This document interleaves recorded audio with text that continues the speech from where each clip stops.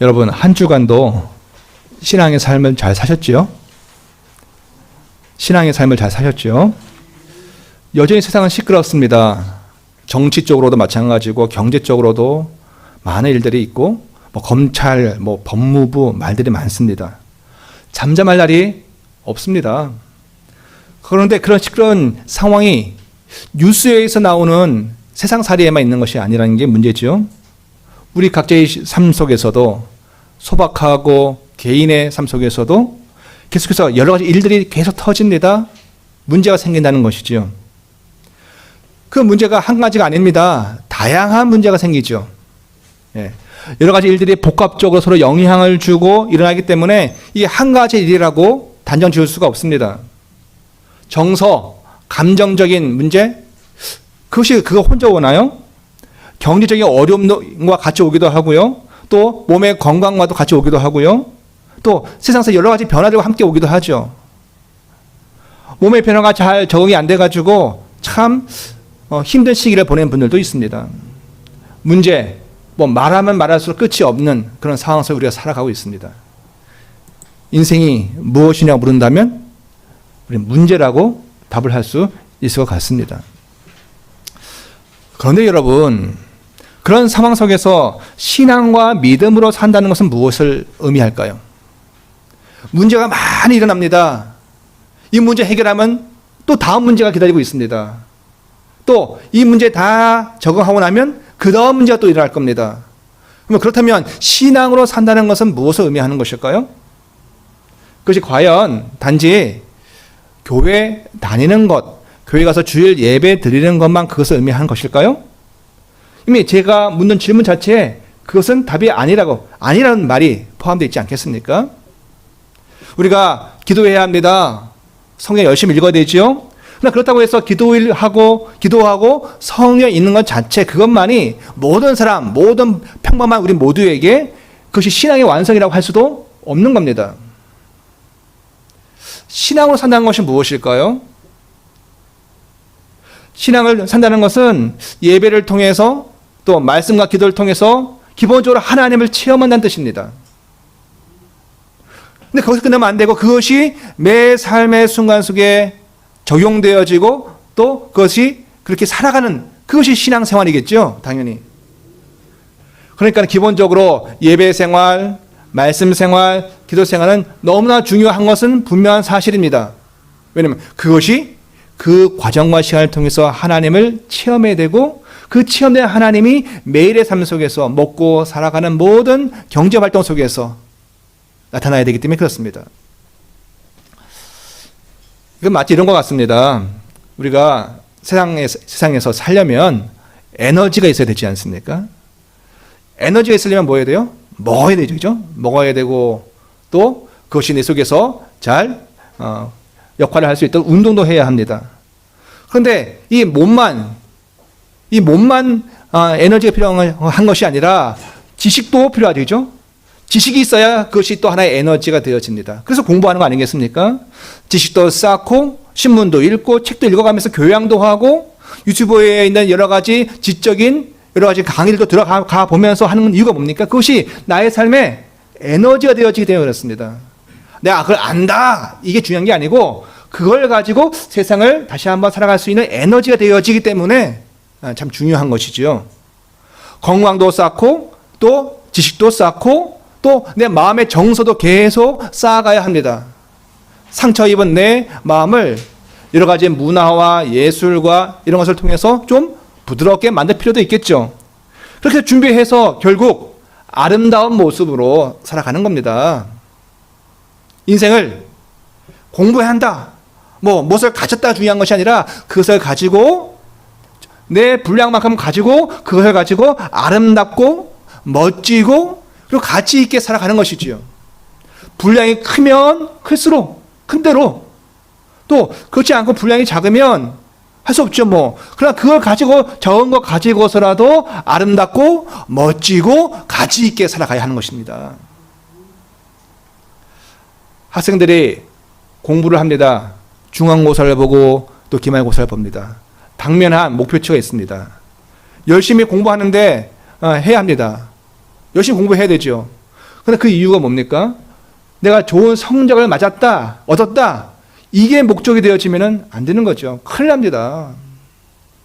세상에 나쁜 사람 중에 공부 못하는 사람 별로 없는 것 같아요. 공부 잘해가지고 이것을 그 지식을 가지고 그 능력을 가지고 나쁜 짓을 써먹으면 감당을 못합니다.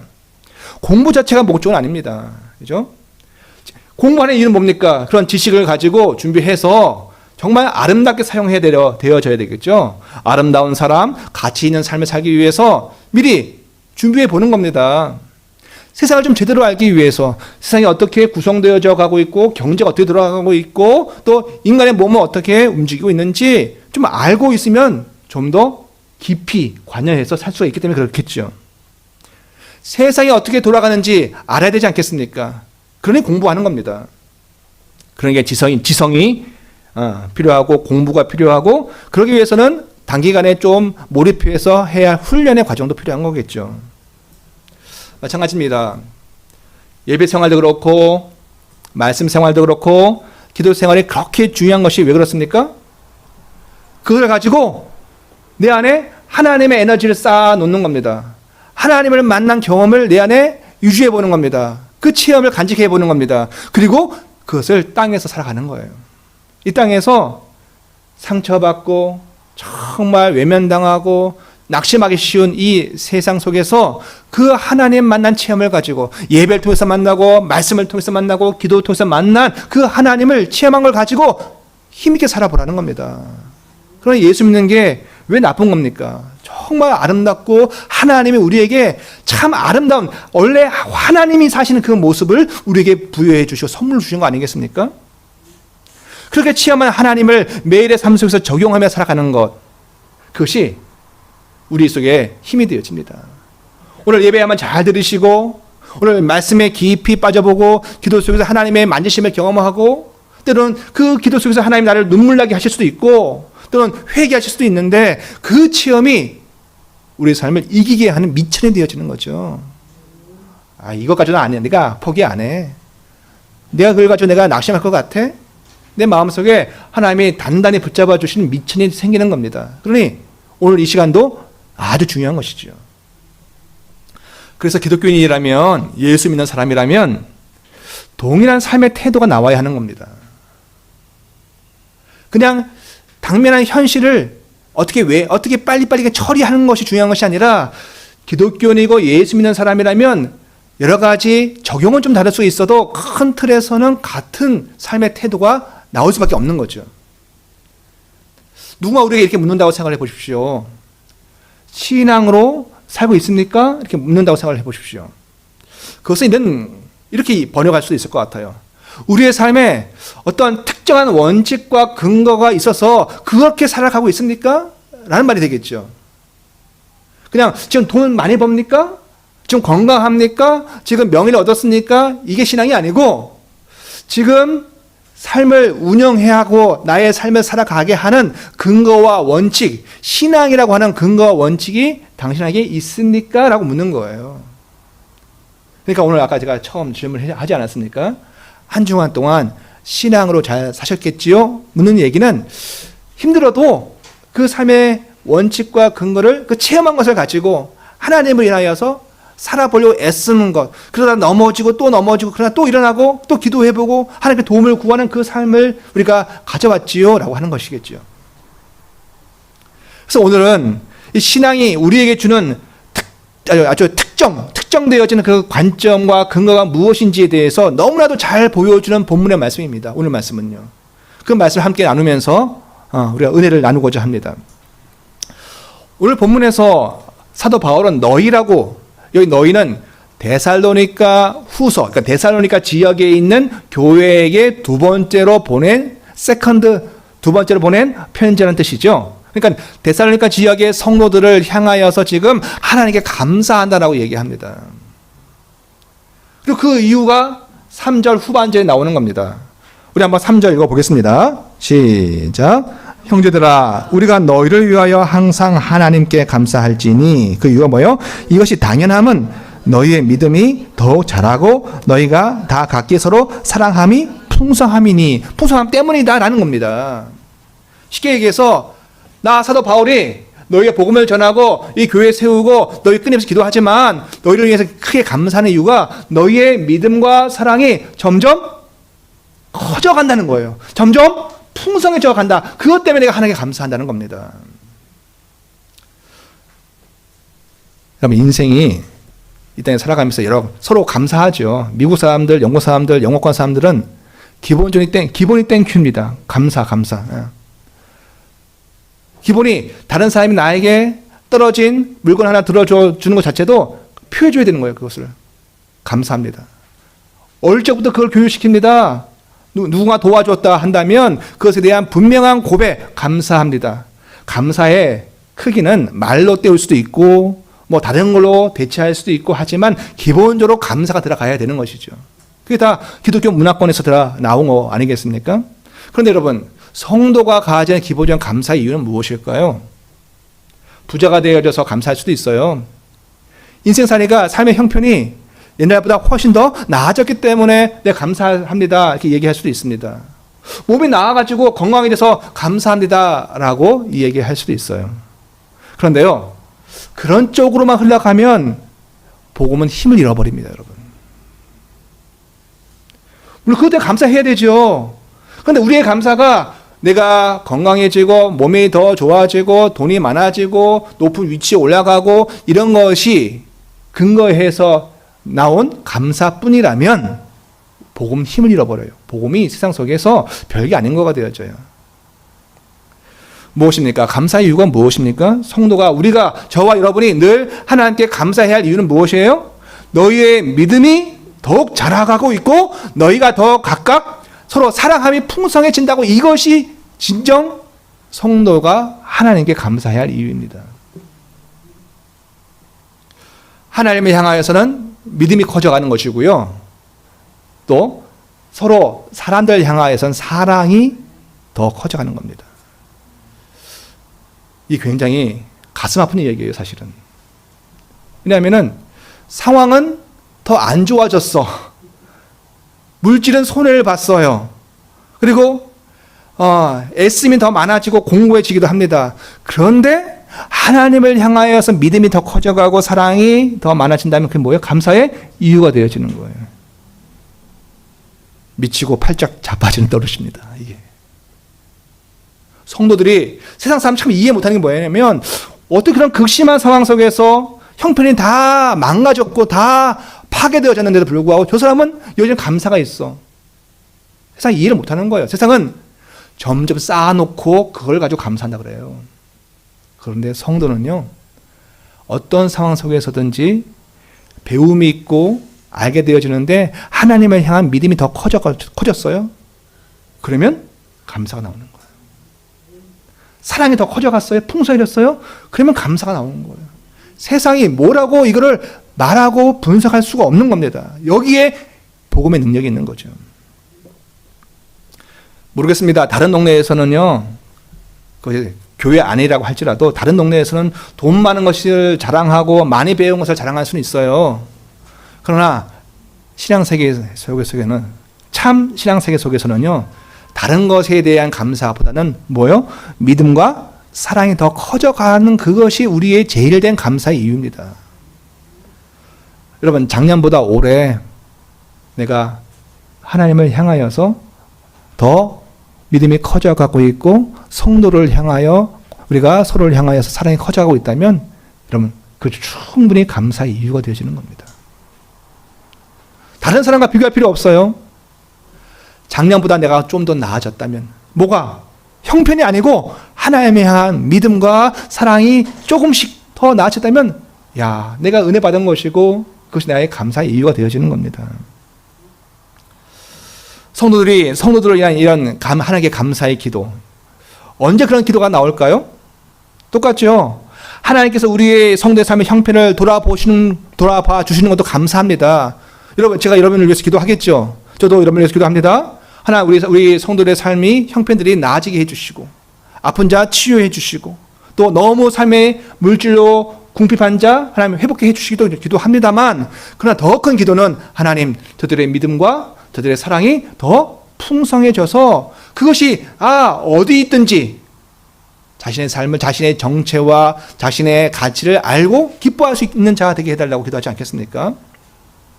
반대로 삶의 형편이 나아지고 몸은 치유가 되어졌어요. 그런데 믿음은 떨어지고 사랑은 줄었다면 이것은 좋은 거예요, 나쁜 거예요? 나쁜 거죠. 이건 근심할 이유입니다. 내가 작년보다 올해 삶의 형편은 더 나아졌어. 몸도 더 좋아졌어요. 그런데 내가 하나님을 향한 믿음이 준 것 같아. 의심이 많이 들어오고 그리고 사랑이 많이 줄었어. 그러면은 내가 더 많은 것을 가졌다 할지라도 하나님 앞에 근심해 봐야 됩니다. 내가 지금 뭐가 문제가 있구나. 그래서 신앙인들이 가지고 있는 기준이 다른 거예요. 자, 4절 한번 보겠습니다. 4절에서는요, 바울의 그 믿음과 사랑을 다시 한번 더 강조를 합니다. 여기서 중요한 게 하나 있는데요. 3절에서 이야기했던 사랑과 그 믿음의 구체적인 모습을 바울은 4절에서 보여주고 있습니다. 한번 보겠습니다. 무엇이 그리스도의 믿음이고 무엇이 그리스도의 사랑인지에 대해서 보여주고 있는 겁니다. 한번 4절 읽어보겠습니다. 시작. 그러므로 너희가 견디고 있는 모든 박해와 환난 중에서 너희 인내와 믿음으로 말미암아 하나님의 여러 교회에게 우리가 친히 자랑하노라. 예. 여기 뭐가 나오냐면 환난과 박해가 나옵니다. 성도가 지금 견디고 있는 게 뭐예요? 환난과 박해와 환난입니다. 박해는 기본적으로 물리적인 폭력을 의미하는 겁니다. 우리가 믿는 종교적 신념, 이 가치를 반대하기 때문에 그것을 폭력적으로 행하는 것을 이제 박해라고 하죠. 또 환난은 뭐냐면은 그 직접적인 박해보다는 그런 믿음의 삶을 살다 보니까는 당하게 되는 여러 삶의 어려움들, 경제적인 손해를 좀 봐야 되고 또 한 곳에 오래 거주하지 못하고 또 이동해야 되고 하는 여러 가지 문제들, 당시의 문제들이라고도 할 수 있겠습니다. 여러분, 우리의 믿음과 우리의 사랑 그냥 만들어지지 않습니다. 진주가 진주이려면 무엇이 있어야 돼요? 고통이 있어야 되는 것처럼 우리의 믿음과 우리의 사랑은 그냥 만들어지지 않더라고요. 뭘 통해서 만들어져요? 이 박해와 환난을 통해서 만들어집니다. 함부로 이야기하기 어렵지만 그러나 성경을 우리에게 이야기하고 있는 것이 그것입니다. 우리의 믿음과 우리의 사랑은 우리가 직면해 있는 이 여러 가지 박해와 환난을 어떻게 견디느냐에 따라서 더 커질 수도 있고요. 오히려 작아질 수도 있습니다. 신앙을 유지할 때 발생하는 물리적이고 정신적이고 그리고 사회적인 공격이 분명히 있습니다. 어떤 분들은 할아버지, 할머니 때부터 계속 예수 믿는 집안 안에서 살기 때문에 굳이 뭐 이런 어려움이 없을 수 있지만 예수 믿는 것이 주변에 참 생경하고 이상한 것이라서 사람들한테 이상한 취급을 받는 경우들도 꽤 많을 겁니다. 또 그로 인해 물질적인 손해를 보는 많은 어려움도 발생하겠죠. 바로 그때 그것을 회피하거나 그것을 마주하지 않으려고 도망치는 것, 이런 것이 아니라 그것을 마주하여 견디는 것, 그때 뭐가 커요? 믿음과 사랑이 커지는 거예요. 아까도 말씀드렸지만 오늘 우리에게는 물리적인 그런 박해는 아직은 없습니다. 언젠가 있을 수도 있겠지만 여러 가지 우리의 삶 속에 뭐가 들어와요. 문제가 들어옵니다. 근데 그거를 직면하는 거예요. 왜? 이참에 나의 믿음과 사랑을 키워보는 거예요. 귀찮죠. 그리고 손해도 있고요. 그런데 그 문제를 하나님의 뜻대로 한번 해보면서 때로는 실패하기도 하고 넘어지기도 하지만 다시 한번 우리의 믿음과 우리의 사랑이 커져가는 겁니다. 그런데 여러분 4절 읽어보시면 아시겠지만 사랑이라는 단어가 나옵니까? 제가 3절에서 사랑과 믿음의 이야기를 했는데 너희의 믿음과 사랑이 커져가서 우리가 감사하다 얘기했는데 같은 걸 이야기하는 4절에서는 사랑이라는 말이 없어요. 다른 단어로 바뀌었습니다. 뭘로 바뀌어요? 인내로 바뀌어요. 여러분, 서로를 향한 성도의 사랑이 시간 속에 뭘로 표현되어집니까? 나 당신을 사랑해 말로 되어지는 게 아니고 그런 말을 해야 되는 게 아니고 그 사랑은 뭘로 표현되어져요? 인내로 표현되어지는 겁니다. 사랑이라는 그 가치가 시간 속에선 인내로 나타나는 거예요. 바로 오래 참음이죠. 데살로니가 전서는 또 후서는 바울이 쓴 서신서입니다. 성경입니다. 똑같이 고린도전서도 바울이 썼죠. 그 유명한 고린도전서 13장 무슨 장? 사랑장에도 사랑 이야기가 나와요. 근데 그 많은 사랑의 특징들을 열거해 갈 때에 바울이 가장 먼저 첫 시작을 뭐라 그럽니까? 사랑은 오래 참고입니다. 오래 참고. 시간 속에서 사랑은 뭘로 표현된다고요? 오래 참는 걸로 표현되어집니다. 그래서 사랑과 믿음이라는 것이 현실 속에서는 인내와 믿음으로 나타나는 거죠. 그래서 가장 단순하게 이야기하고 직접적으로 얘기한다면 서로를 향하여 오래 참고 인내하지 않는다면 그것은 사랑이 없거나 사랑이 엄청 줄어든 거예요. 내 안에 사랑이 커져간다는 얘기는 오래 참고 인내해 주는 게 커져가는 거예요. 반대로 얘기하면 속이 썩어가겠죠. 우리 모두 우리 자신의 신앙의 상태를 한번 체크를 해보아야 합니다. 내가 점점 조급해져 가고 있지는 않는가?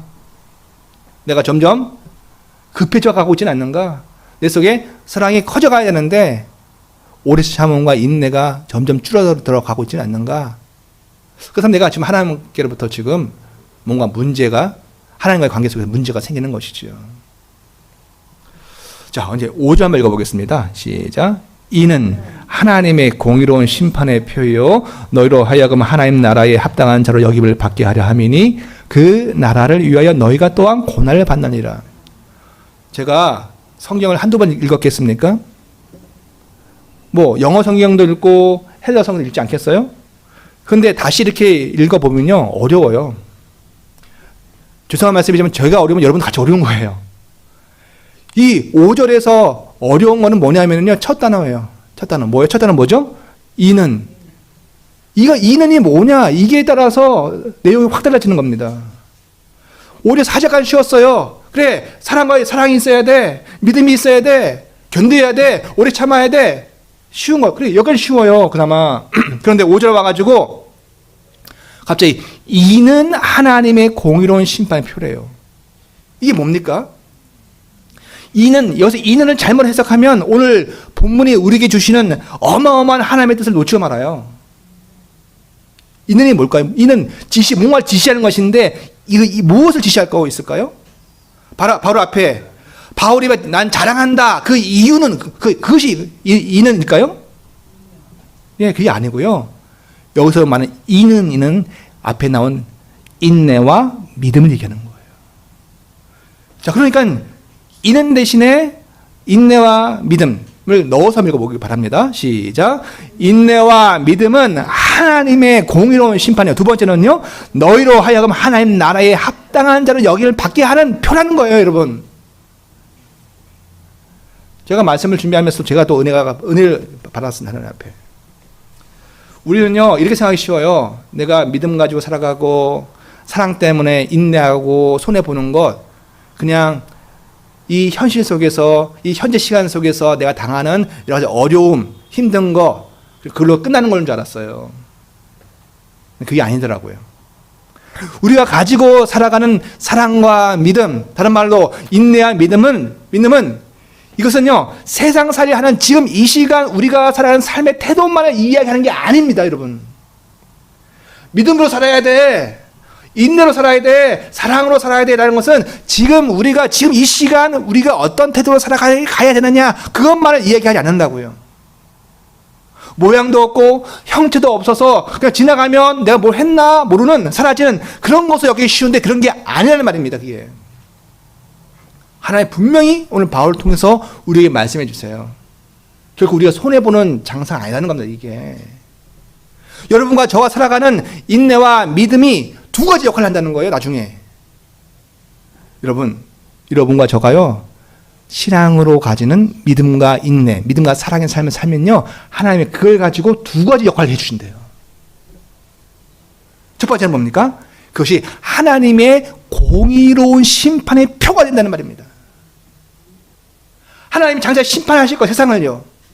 근데 표라는 말이 뭐냐면요, 그 하나님의 심판에 대한 증거, 왜 이것이 합당한 심판의 증거가 되어지는지, 왜 이게 내가 이렇게 해야만 되는 계획이 되어지는지, 왜 어떠한 방향으로 내가 심판할 것인지 내가 그 지표가 되어진다는 거예요. 뭐가요? 여러분과 저가 오늘 사랑과 믿음, 또 인내와 믿음으로 살아가는 그것 자체가 하나님이 그걸 가지고 세상 심판하신대요. 또 한 가지 뭐냐면 같은 절에서 그런 인내와 믿음을 가지고 산 사람을 하나님이 인정해 주는 근거로 삼으시겠다는 거예요, 여러분.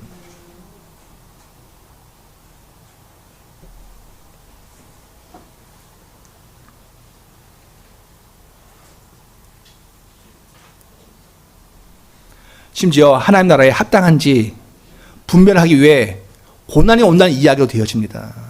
이 사람이 하나님 나라에 합당한가 그걸 뭘로 구분을 해요? 테스트를 해야 되는데, 진짜인가 가짜인가 테스트를 해야 되는데 그것이 고난이고 그것이 박해고 그것이 환난이라는 거예요. 그래서 이것에서 믿음과 인내로 삶을 살았다는 것은 뭐예요? 합격이 된다는 거예요. 그 속에 정말 하나님의 생명씨가 있다는 것을 증명하게 되는 거예요, 여러분.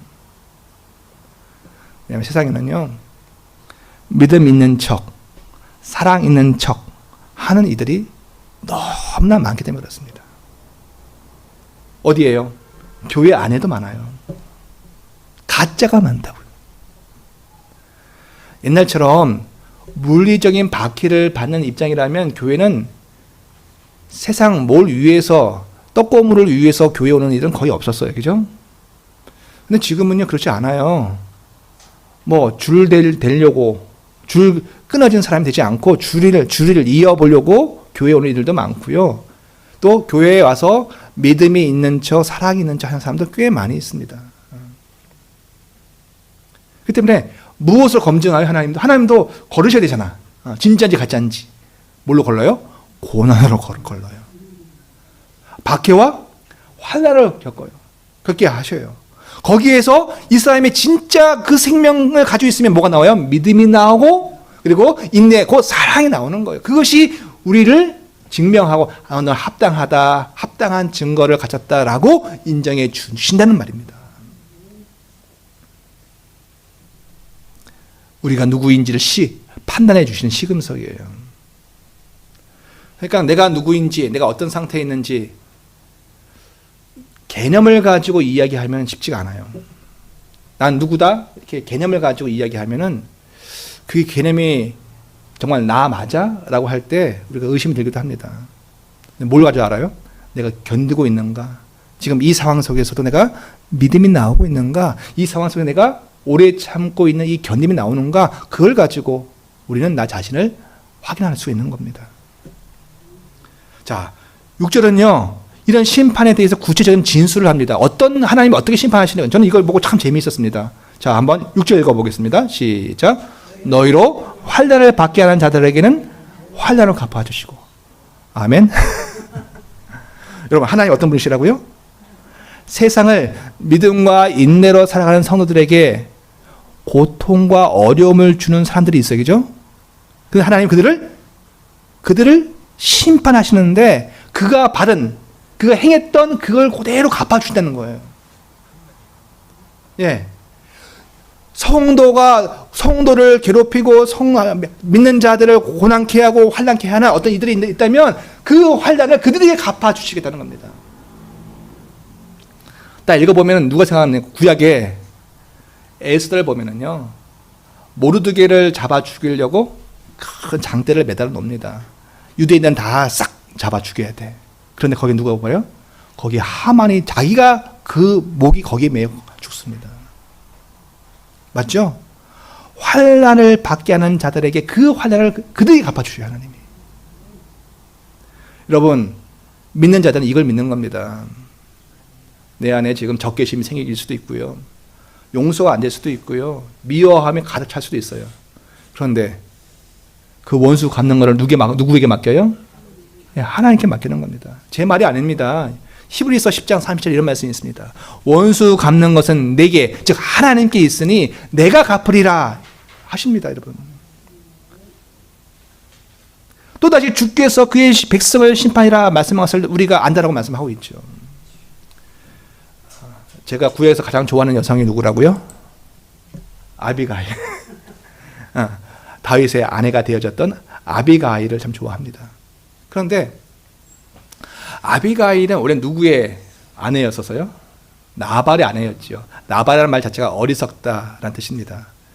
다윗이 나발을 도와주고 그의 양떼를 지켜주고 했는데 나발이 나중에 넌 주인도 없는 자잖아. 요즘 말로 넌 끈떨어진 자이잖아. 넌 뭐 내가 널 무시해도 아무도 나한테 할 사가 없잖아 하고 하면서 이 나발이라는 사람이 다윗의 사람들을 조롱을 해버렸어요. 그래서 다윗이 열을 받잖아요. 그죠? 선대했는데 악으로 갚았으니까. 그래서 모든 사람들로 하여금 칼을 차게 합니다. 그리고 하나님께 이야기합니다. 하나님, 오늘 내가 이 칼에 오늘 이 밤이 오늘 이 낮이 다 끝날 때까지 이 나발의 집안의 남자들은 하나도 살아남지 않게 하겠습니다.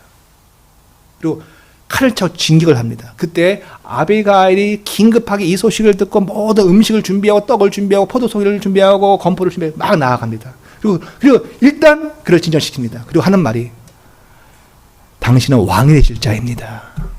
당신의 칼에 피를 묻히지 마십시오. 불의한 자의 피를 묻히지 마십시오. 누가 갚아요?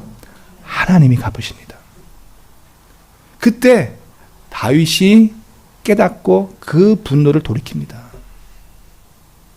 여러분, 세상에서 법을 어기고 악을 행하면 누가 그것을 처벌해야 돼요? 세상은 법정의하고 법원에서 해야 하는 겁니다. 자기가 마음대로 가서 보복하면 안 되는 거죠. 그런데 더 큰 것은요, 우리는 누가 그것을 갚아주세요? 하나님이 갚아주심을 믿고 살아가는 자들이에요. 우리가 갚는 것보다 하나님께 더 확실하게 갚아주십니다. 아멘? 확실하게 갚아주십니다.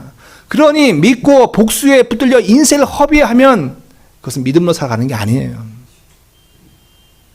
내가 망하더라도 내가 너를 파멸케 하겠다라고 거기에 파묻혀 살아가는 것은 신앙이 아닙니다.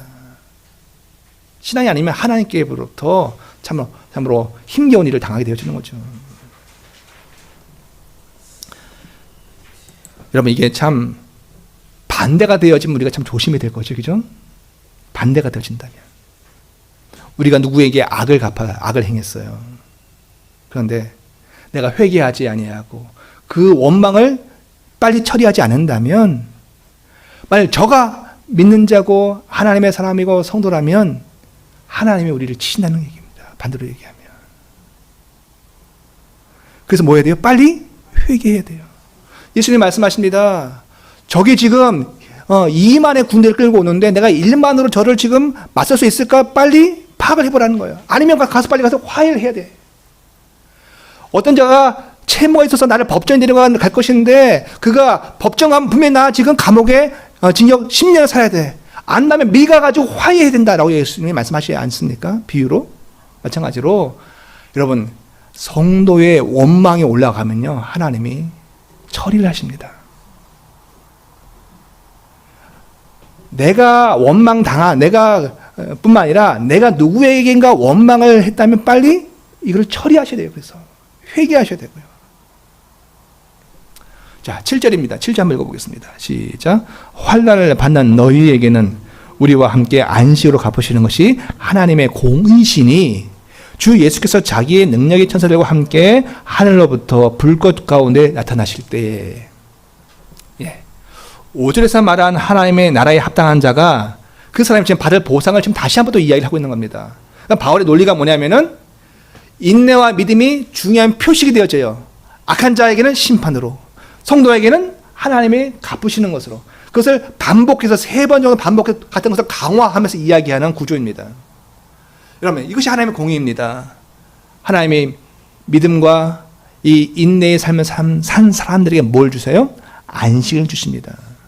근데 문제는 그 안식이, 참 안식이 언제 완성되어집니까? 지금 당장 안식이 완성되어지는 것이 아니라 지금 당장 그 안식이 내게 떨어지는 것이 아니에요. 완전하고 온전한 하나님의 공의는 주 예수께서 그리스도 이 땅에 심판주로 오시는 능력 가운데 천사들과 함께 하늘로부터 불꽃 가운데 나타나는 그때에 결국 오시는 거예요. 그래서 완전 나의 안식은 언제 있어요? 지금 부분적으로 경험하고 있는 그 안식을 우리는 언제? 주님이 다시 오시는 그날에 그 안식을 경험하고 그 안으로 들어가는 겁니다. 여러분, 지금 모든 완전한 것이 내가 다 누린다고 생각하시면 안 돼요. 지금 허전한 것도 있어요. 네, 내가 믿음이 완전하지 않고 인내가 완전하지 않기 때문에 완전하지 않습니다. 그러나 완전히 내게 있어요? 있습니다. 지금 내가 다 못 누려도 그 안식이 내게 준비되어져 있습니다. 주께서 오실 때 내게 가져다 줄 것입니다. 이것 또한 믿는 것이 우리의 신앙이지요. 그래서 믿음과 사랑, 다른 말로 믿음과 인내로 살아가는 이들이 보고 있는 신앙의 시간의 길이가 다른 거예요. 사기꾼은 보고 있는 시간의 길이가 어느 정도입니까? 이 사람한테 감언이설로 사탕발려 막 해서 뭘 얻으면 얻은 데까지, 거기까지가 보는 시간의 길이에요.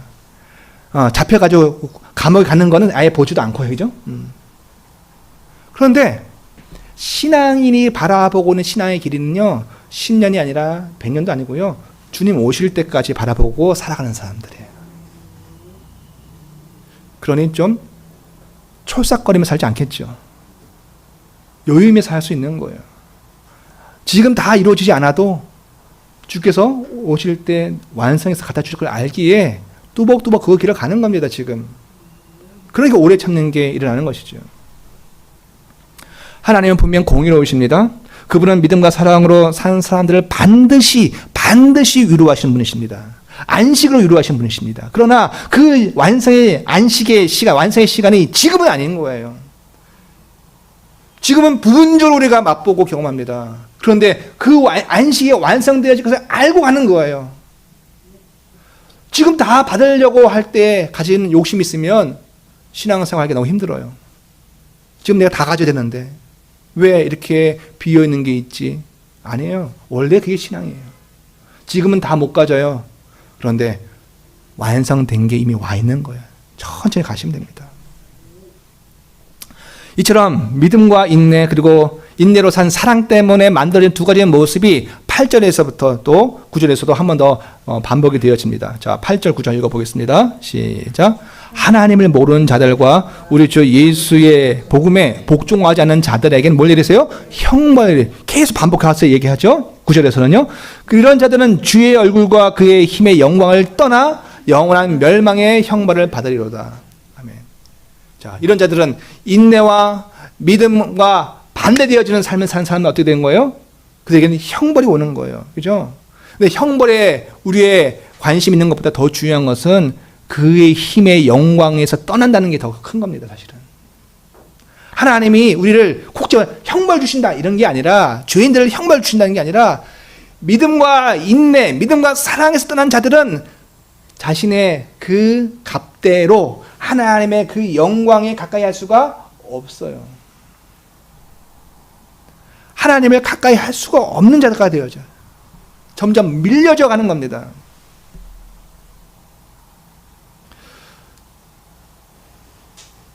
서울 한 도시에 살다가도 경제적으로 어려우면 점점 외곽으로 밀립니다. 그죠? 돈의 가치를 가지고 얘기할 때에도 중심지에서 멀어질 수밖에 없어요. 그죠? 돈 없으면 밀려져 가는 겁니다. 자, 세력이 없어요. 힘이 없어요. 그러면 권력의 중심지에서부터 점점 밀려가는 겁니다. 그런데 하나님과의 관계도 마찬가지예요. 뭐가 없으면요? 믿음이 없고 사랑, 곧 인내가 없으면 반대로 그걸 적극적으로 박해를 하면은 하나님의 그 영광에 가까이 할 수가 없어요. 밀려가는 거. 그게 뭐예요? 그게 지옥이고 그게 어두움이고 그것이 고통이에요, 여러분. 어려운 가운데 있어도 내 안에 사랑이 있고 희망이 있으면 삽니다. 그런데 마음속에 궁궐에 살고 권력을 가지고 있어도 내 마음에 사랑이 없고 희망이 없어서 점점 사라져 가면은 그 삶이 지옥이에요. 마찬가지로 하나님이 그분의 영광에서 멀어지는 것 자체가 그것이 큰 비극입니다, 여러분. 하나님이 그를 콕 집어서 형벌 주신다 이게 아니고 그 같은 상태가 더 큰 고통입니다. 그에 반하여서 여러분, 성도에게는 어떤 영광이 주어집니까? 믿음과 사랑과 인내의 삶을 산 사람들에게 어떤 삶이 주어져요? 영광이 주어집니까? 10절과 12절입니다. 10절부터 읽겠습니다. 좀 길지만 시작. 그날에 그가 그리스도 예수입니다. 예께서 강림하사 그의 성도들에게 뭐요? 영광을 받으시고 모든 믿는 자들에게 놀랍게 여김을 얻으시리니 이는 우리의 증거가 너희에게 믿어졌습니다. 이러므로 우리도 항상 너희를 위하여 기도하면 우리 하나님이 너희를 그 부르심에 합당한 자로 여기시고 모든 선을 기뻐함과 믿음의 역사를 능력 이루게 하시고 우리 하나님과 주 예수 그리스도의 은혜대로 우리 주 예수의 이름이 너희 가운데서 영광을 받으시고 너희도 그 안에서 영광을 받게 하려 함이라. 아멘. 뭐 세부적으로 이야기하면 끝이 있겠습니까마는 간단하게 이야기하면 이겁니다. 성도들은 뭘로 삽니까? 믿음과 사랑, 믿음과 인내로 살아가는 자들입니다. 그런데 성도의 믿음의 대상이며 또 인내의 이유가 되어지는 분이 누구예요? 바로 무엇을 믿어요? 그리스도 믿는 거예요. 왜 믿어요? 그리스도 때문에 믿는 거예요. 인내하는 거예요. 그리스도가 진짜 모습으로 이제 강림하실 겁니다. 그때 성도들로 인하여서 그렇게 믿음을 가지고 그렇게 인내를 가지고 어려운 삶, 박해를 받으며 환난 가운데도 있었던 그 사람들이 그리스도를 위해서 버텨왔잖아요. 그때 그것이 그리스도에게 영광이 되어져요. 오실 때, 야, 너가 나를 끝까지 믿어줬구나. 내가 다시 오고 세상을 심판할 줄은 믿어줬던 그것이 우리 주님 그리스도께 영광을 끼치는 게 되어지는 거예요. 내가 말로 지금 주님 찬양합니다. 중요한 거지만 더 중요한 것은 믿음과 인내의 삶으로 버텨 살아가는 거, 그게 그리스도를 영화롭게 하는 겁니다, 여러분. 그때 모든 성도들이 그리스도를 경이롭게 바라볼 거예요. 정말 오셨군요. 우리가 그대로 믿었고 그렇게 견뎠던 주님이 정말 오셨군요라고 그분을 경이롭게 찬양할 겁니다. 그리고 성도들도 바로 그때 어떻게 돼요? 그리스도 그분으로 인하여서 그리스도를 영화롭게 한 자고 그분과 함께 영광을 얻게 되어진다는 거예요. 그래서 누구로 인하여서 영광을 받으셨습니까? 믿음과 인내로 그리스도를 기다려왔던 성도들로 인하여 영광을 받으셨잖아요. 그래서 그리스도 우리를 영원하게 해주시는 거예요. 아까는 앞절에서는 믿음과 인내가 없는 자들은 그 영광으로부터 멀어지는 자들이라면 믿음과 인내의 삶을 산 사람들은 그 영광에 참여하는 자들이 되어지는 거예요. 사랑하는 성도 여러분, 우리는 그저 멍하니 어느 날 종말이 오겠지, 종말을 기다리는 자가 아닙니다. 오히려 주께서 강림하시는 그 종말의 날이 어떠할지 알기 때문에 그게 지금 나의 삶으로 오는 거예요. 지금 내가 어떻게 살아야 하는지를 아는 사람들입니다. 이중적이죠. 그리스도께서 종말에 강림하신 것을 아는 자들이에요. 그런데 거기 꽂히는 게 아니라 그것을 준비해야 되기 때문에 지금 내가 어떻게 살아가야 하는지를 아는 자들이 성도들이에요, 여러분. 왜? 오늘 믿음으로 살아야 하고 인내로 살아야 합니까? 그걸 아는 자들이라고요. 왜? 오늘 우리가 믿음과 사랑과 인내로 사는 것이 어떤 의미를 가지고 있는지를 아는 사람들이 성도들입니다. 그러니까는 믿음으로 살고 인내하고 살아가니 그냥 손해보지만 어쩔 수 없어, 이게 아니라는 거예요. 어떻게 보면 굉장히 영악한 사람들이 성도들입니다. 그러니까 이거 정말 가치 있는 거야. 그래서 나의 삶을 투자하고 나의 삶을 헌신하고 나의 삶을 그분께 드리며 살아가서 그 마지막 그 참 안식과 영광을 준비한 자들이죠. 사랑하는 성도 여러분, 세상살이는 나아지지 않을 겁니다. 코로나가 없어진다 하더라도 다른 게 또 올 겁니다. 세상 그렇게 갈 겁니다. 고달픈 세상살이는 끝이 없을 겁니다. 여러분, 야곱이 뭐라 그랬습니까? 내가 험악한 인생을 살았다라고 얘기합니다. 그게 우리의 인생일 겁니다, 아마도.